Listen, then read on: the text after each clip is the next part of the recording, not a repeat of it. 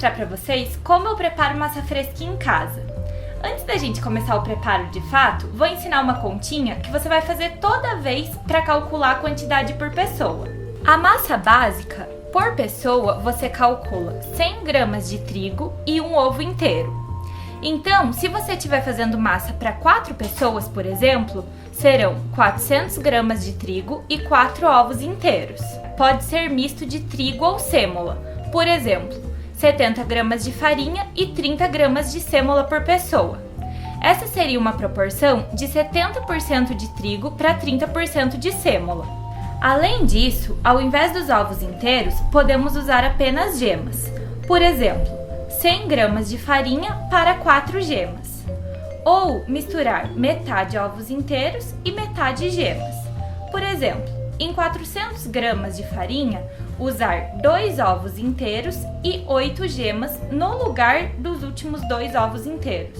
Primeiro, sobre as farinhas, eu gosto de usar farinha italiana 00.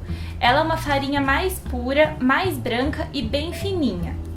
E essa é a sêmola, que é a parte de grano duro do trigo. Quanto mais sêmola você colocar, mais firme a sua massa vai ficar. Isso tudo é opcional, você pode fazer uma massa usando só farinha de trigo, você pode fazer uma massa usando só sêmola, ou você pode misturar na proporção que quiser. Eu adoro a proporção de 35% de sêmola para 65% de farinha de trigo. Não precisa necessariamente ser farinhas italianas, ser farinha 00. Eu já tô aqui com a minha balancinha, que é a minha melhor amiga aqui para fazer massa. Então o que eu vou fazer? Vou colocar esse bowl aqui em cima e tirar a tara.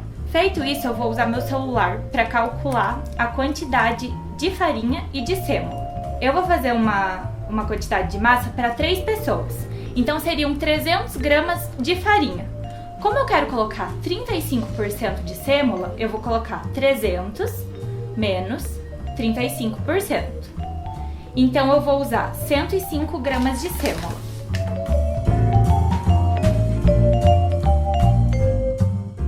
O restante de 195 gramas, aí vai de farinha, até completar 300 gramas.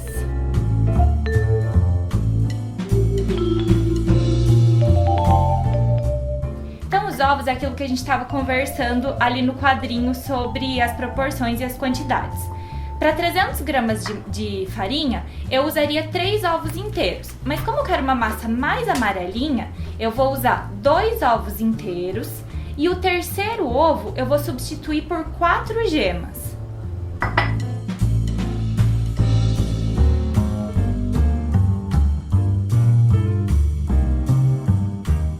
A farinha com os ovos já estaria pronta para a gente misturar e começar a fazer a massa. Eu, por opção, gosto de colocar um fio de azeite de oliva, porque eu acho que dá uma elasticidade para a massa, e uma pitada de sal. Aqui nesse potinho tem água, que eu só vou usar se tiver muito seca, pedindo água para dar o ponto. Agora eu vou encaixar aqui na minha batedeira e vou usar esse batedor aqui só para misturar.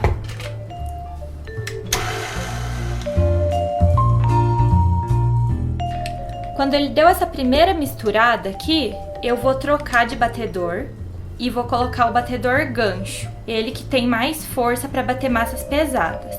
Com o batedor de gancho eu vou ligar novamente e misturar até virar uma bola. Como ela tá batendo faz um tempinho e ainda não juntou, o que eu vou fazer? Vou colocar aqui 2 colheres de água e ligar novamente.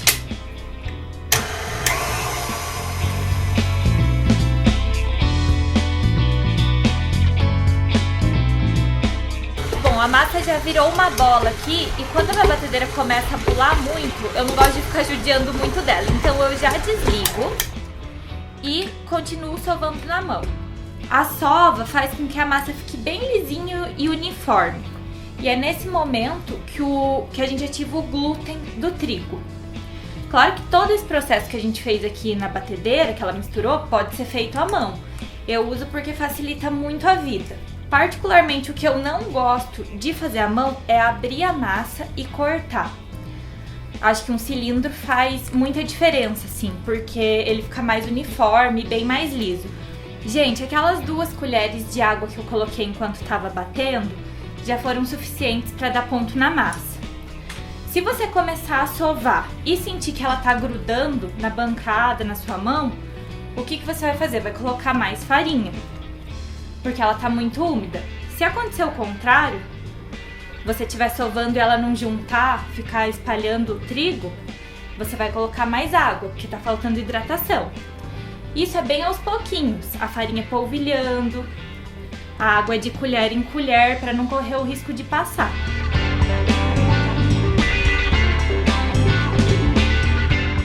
Bom, depois de trabalhar essa massa por pelo menos 5 minutos, eu vou fazer assim, tipo uma bolinha e passar um plástico filme para ela não ressecar. Sempre massa fresca a gente vai trabalhando com o plástico filme para ela não ressecar.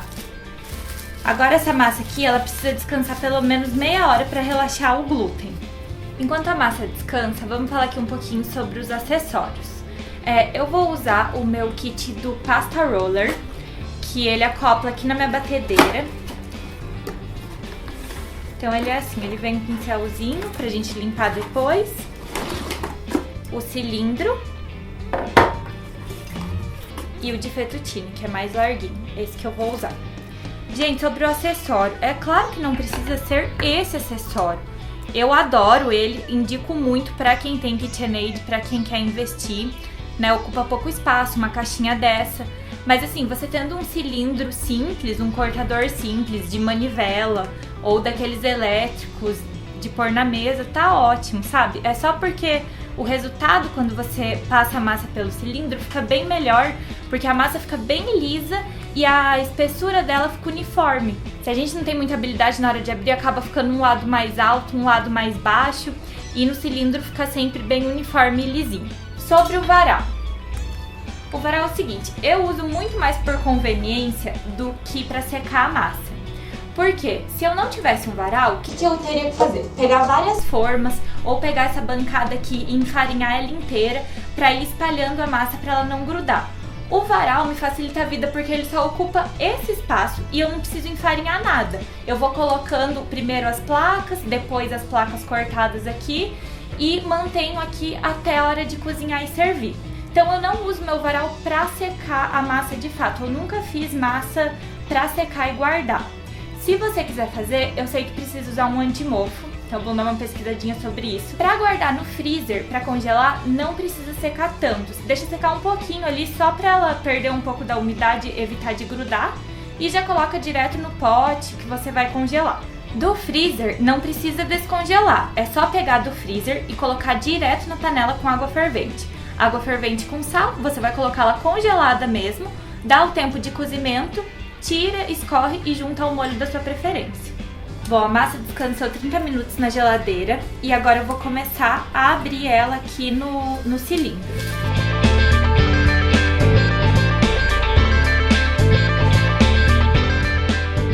Os que a gente não for usar, é sempre importante deixar protegido por plástico filme para não ressecar. Esse aqui pode usar um rolo, eu já prefiro abrir mais na mão mesmo, acho mais fácil do que ficar pegando o rolo.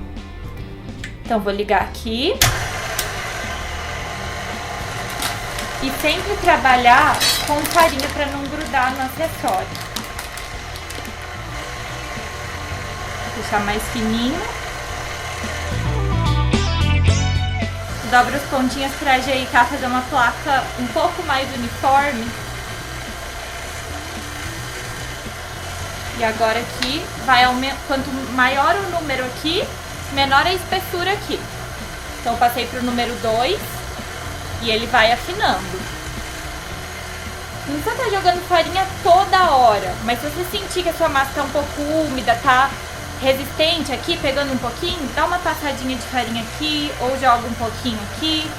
Não tem uma regra certa, tem que ir sentindo e colocando.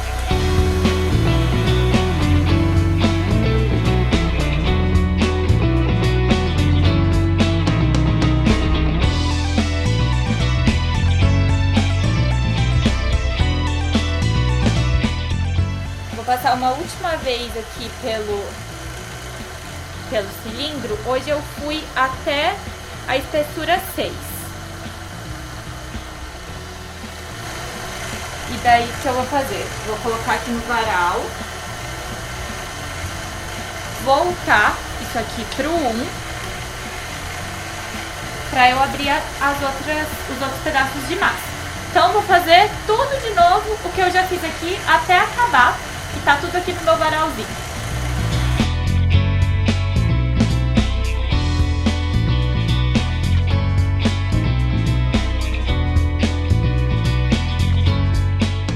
Bom, todas as placas já estão abertas aqui no varal. Agora eu vou trocar o cilindro pelo cortador.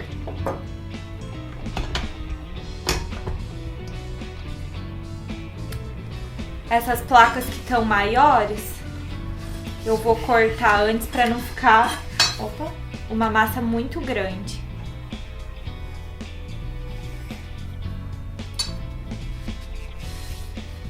E eu vou usar também essa varetinha aqui para me facilitar. Então vamos lá, só ligar.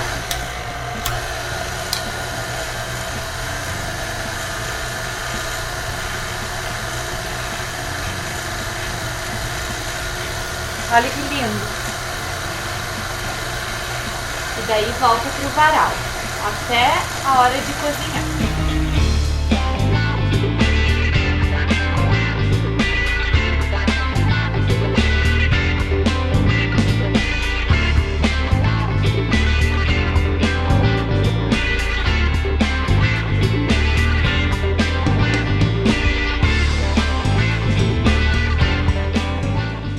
A massa já tá toda cortadinha, agora a gente vai ali pro fogão pra cozinhar e misturar com o molho. Esses que caíram aqui são retalhinhos que foram escapando as pontinhas e eu cozinho tudo junto, vai tudo pra panela. Bom, já transferi tudo pra cá, coloquei uma água pra ferver. Enquanto isso eu vou preparar um molhinho, que é o molho Alfredo. É bem fácil, rápido e saboroso. Eu esqueci de comentar com vocês que tanto o conteúdo escrito dessa massa quanto esse molho Alfredo que eu vou preparar tá no blog. Então, quem preferir ler mais detalhadamente, eu vou deixar os links aqui embaixo para vocês terem acesso a esse conteúdo por escrito. Tem as quantidades certinhas, tem todas as minhas tentativas, experiências com massa fresca que eu já fiz até hoje, tudo lá. Então, quem se interessar, acessa aqui que eu vou deixar todos os links. Então, aqui, como o cozimento da massa é muito rápido, eu vou fazer paralelamente o molho. Aqui nessa panela eu vou adicionar creme de leite fresco. Vocês sempre perguntam, esse creme de leite fresco fica nas prateleiras refrigeradas do mercado. São essas garrafinhas aqui.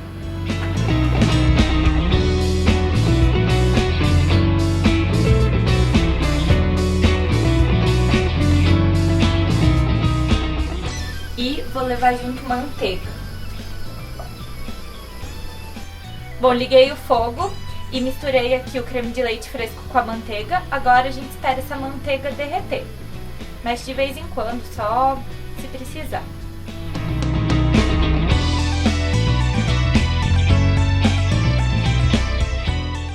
Bom, uma vez aqui que a manteiga já tá derretida, eu vou desligar e colocar o queijo ralado. Esse aqui é queijo grana padano ralado. Eu comprei a pecinha e ralei. Não pode ser de pacotinho, tá? Tem que ser desse ralado na hora mesmo. Vou dar uma misturadinha e deixar ele aqui quietinho, reservado, enquanto eu cozinho a minha massa, porque o cozimento dela é muito rápido. A água já tá começando a ferver aqui. Eu vou colocar sal, porque a água tá bem salgadinha. E cozinhar essa massa. Essa massa, na verdade, ela é praticamente uma ferventada. É assim, 1 minutinho e olhe lá, porque ela ainda termina de cozinhar no molho. Então aqui eu já deixei um escorredor com um caneco embaixo, porque a gente precisa reservar a água do cozimento sempre. Caso o molho esteja seco, a gente vai corrigindo, colocando um pouquinho da água do cozimento até ficar bem fluido.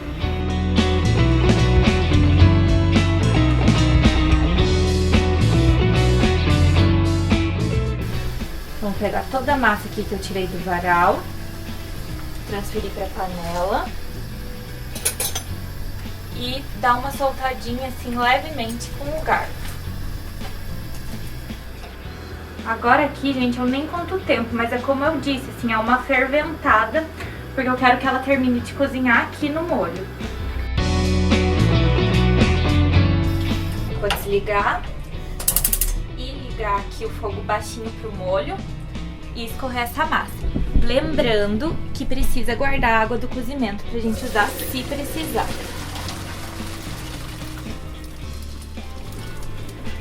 Agora essa massa vem pra panela do molho.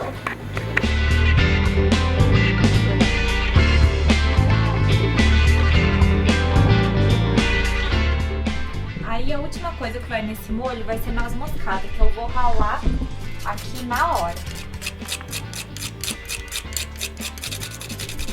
Vou ver se precisa corrigir a espessura.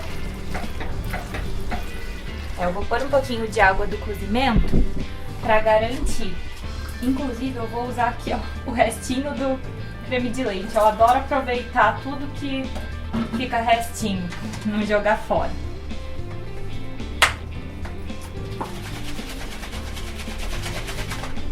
Esse molho, a gente tem que deixar ele um pouco mais fluido mesmo, mais líquido, porque como a quantidade de queijo é muito grande, se a gente já deixar ele muito seco aqui, no prato ele vira uma cola, porque o queijo começa a esfriar e endurece muito. Então vai ser mais ou menos esse, ó, o ponto que eu vou tirar ele mesmo. Como essa panela, além de manter quentinho, é linda, eu levo ela pra mesa mesmo.